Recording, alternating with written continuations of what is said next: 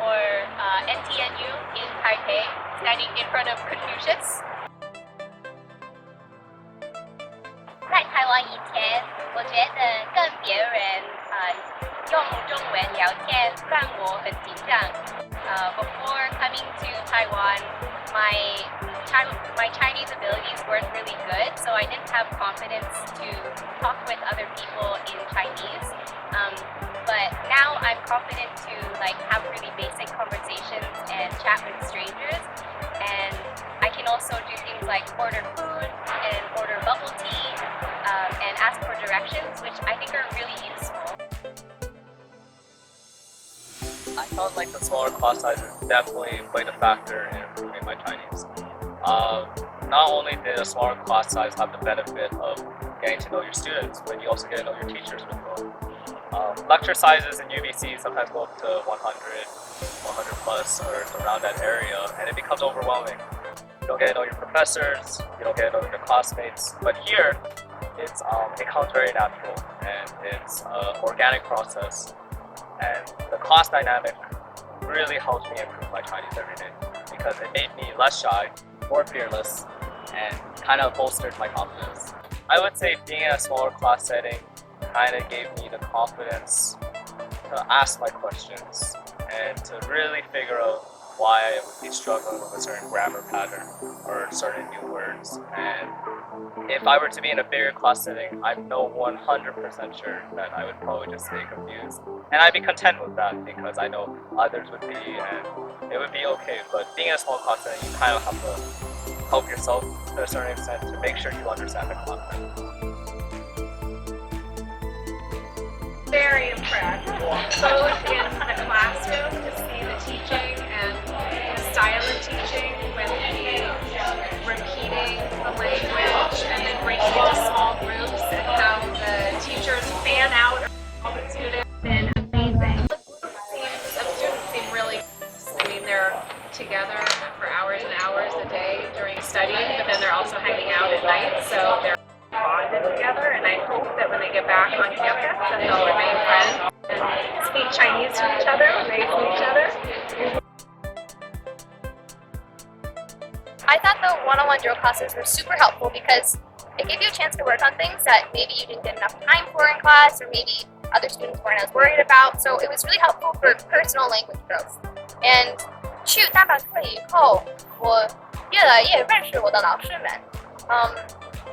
去大马课以后，我的中文水平也比以前好多了。My teachers especially have kind of served as not just teachers but support systems here, so like a parent in a way. I went to the hospital a couple times and my teacher accompanied me on that and was just very supportive the entire time and made me feel safe and comfortable.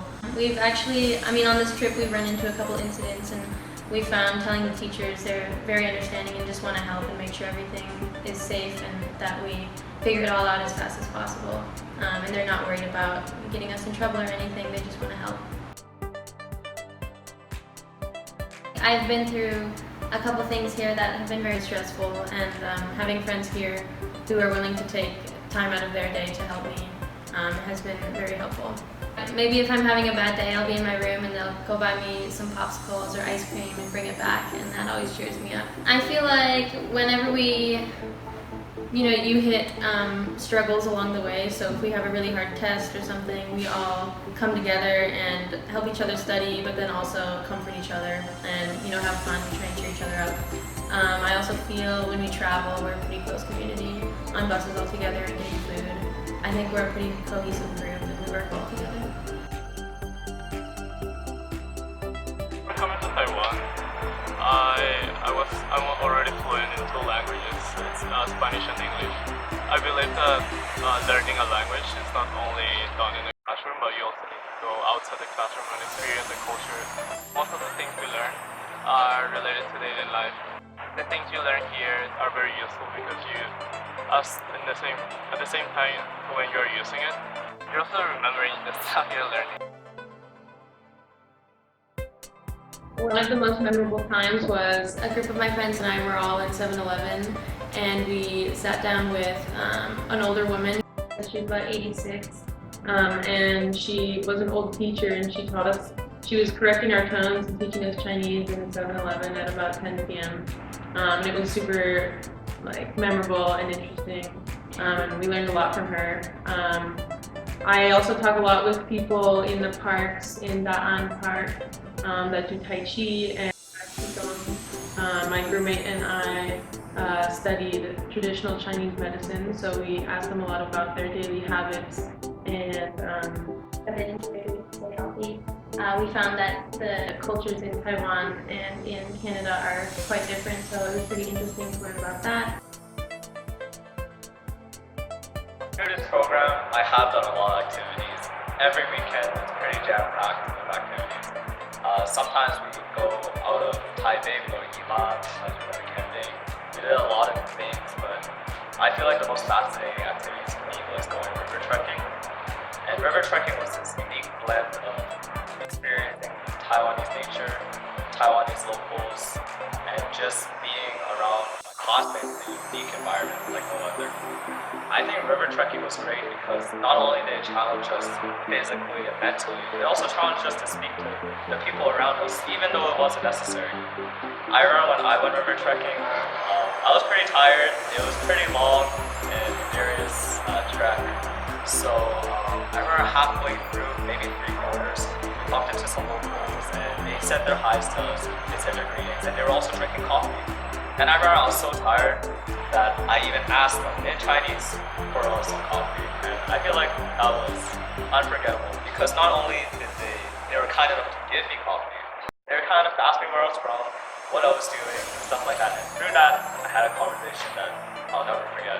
I also thought Dihua Street was really cool because it was very focused on Taiwanese culture. And so we were able to learn, we learned how to make ayu jelly, and we also made mosquito bags.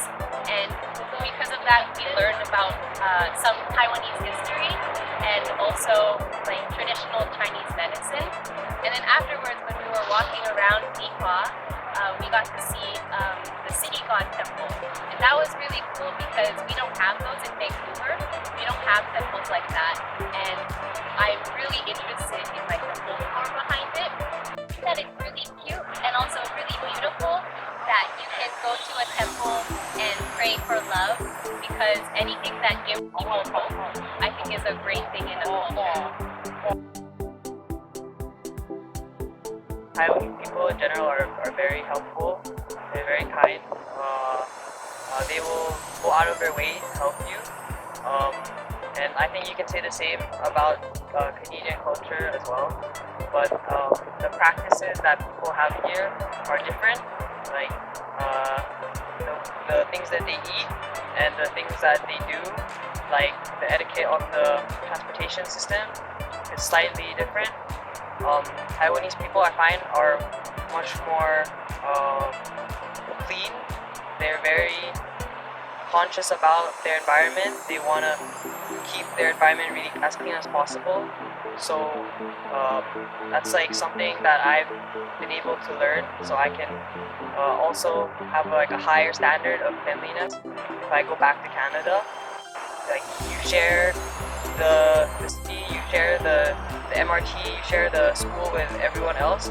So you want to be as clean as possible, so that, and they will also do the same, so you guys can enjoy the space that you share.